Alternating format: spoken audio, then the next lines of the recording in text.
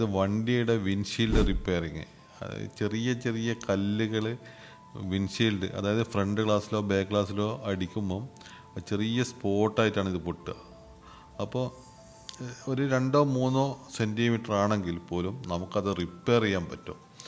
എന്ന് വെച്ച് കഴിഞ്ഞാൽ അതിൽ സ്പെഷ്യൽ കെമിക്കൽ അതിൻ്റെ ഉള്ളിൽ കുറച്ച് പ്രസ്സിങ്ങിലൂടെ അടിച്ചതിന് ഇത് കയറ്റിയിട്ട് അത് ഡ്രൈ ആകുമ്പോൾ നമുക്ക് പിന്നീട് ചൂട് കാലത്ത് ആണ് ഇതിൻ്റെ പ്രധാനപ്പെട്ട ഉപയോഗം. ചൂട് കാലത്ത് ഈ ഗ്ലാസ്സുകളൊക്കെ ചൂടാകുമ്പോൾ ഇതിന് ചെറുങ്ങനെ വികസിക്കാൻ തുടങ്ങും. അപ്പോൾ കൂടുതൽ പൊട്ട് വരാനുള്ള സാധ്യത. ഇത് കൊണ്ട് അടച്ചു കഴിഞ്ഞാൽ പിന്നെ അങ്ങനത്തെ ഒരു സാധ്യതയില്ല. നമുക്ക് പ്യുവറായിട്ടുള്ള ഗ്ലാസ് പോലെ തന്നെ നമുക്ക് ഉപയോഗിക്കാൻ പറ്റും.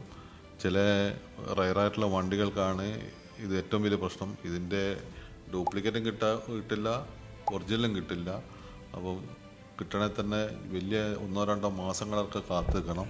അപ്പോൾ ഇത് പുതുതായിട്ട് ഒരു ബിസിനസ് തുടങ്ങുന്ന, പ്രത്യേകിച്ച് കേരളത്തിലോ ഇന്ത്യയിലോ എവിടെയെങ്കിലും തുടങ്ങുന്നവർക്കോ എല്ലാമാണെങ്കിൽ ഇതൊരു പുതിയൊരു ഐഡിയയും കൂടിയാണ്.